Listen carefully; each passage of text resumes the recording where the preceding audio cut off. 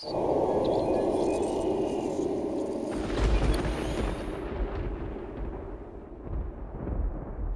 everyone, John from RCD. Thanks for joining me. Today we have a new UMX model. This is the UMX Radian from E-flite.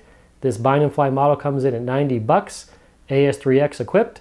Let's go ahead and take a look at the specs and get it out of the box. Cordless brush geared power system, Spectrum DSM2 DSMX 5-channel AS3X receiver servo ESC unit. It includes a single cell 3.7 volt 150 milliamp 25C LiPo battery and a LiPo charger.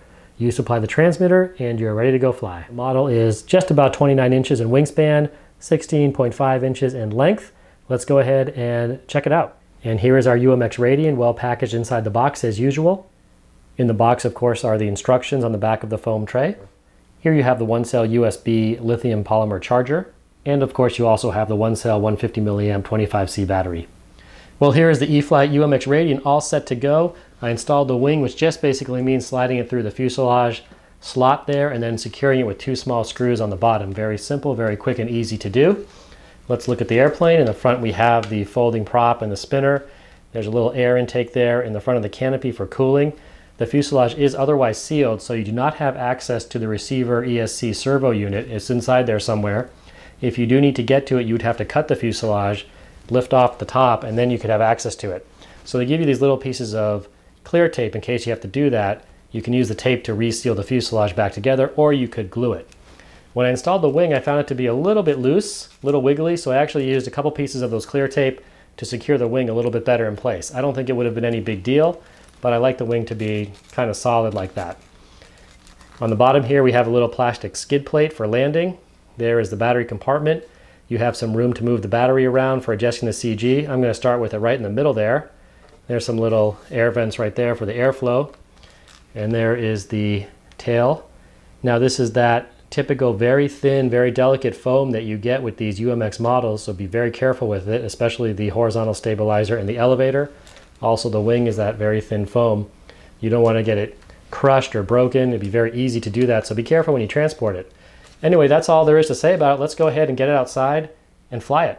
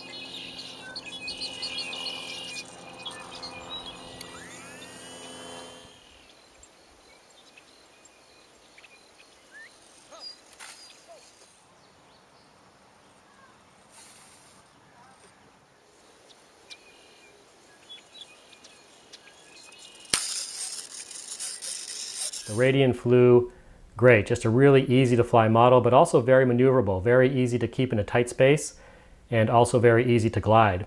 I don't have a lot of glider flight time, so I'll leave that for other people to comment on, but it does seem like it glides really, really well. You can take it up very quickly at full throttle, kill the throttle, and then just glide around. Now, I didn't find any thermals out there, but as again I said, I'm not an expert glider pilot. I have no doubt that if you do have a lot of glider experience, you can probably thermal this. The only limitation, of course, will be that it is a very small model, so it's going to spec out very quickly. And because it is a small model, the black orientation stripes provided with the airplane do help quite a bit once it gets to altitude. Well, I found that I needed no trim whatsoever. The model flew perfectly straight and level, hands off, so I didn't need any clicks at all. Now, you can put a few clicks in with the AS3X system, but you don't want to put too many. So if you find that you need a lot of trim, you want to land it and then adjust it using this little U-bend, either pushing it together or widening it to get the control surface where you want it. Don't put any sub-trim to level and straighten your control surfaces. Use that little U-bend to do that. It's somewhat difficult to give a flight time with this because there's so much dependent on how you fly it, what the conditions are, how good you are at finding thermals, that sort of thing. But I'll just say that, if you just take it up and glide around and then take it up again, you'll get pretty good flight time out of it. I did it one time for about 10 minutes, and I'm sure you can go a lot longer than that. But at that point, I kind of wanted to land and fly something else for a little bit.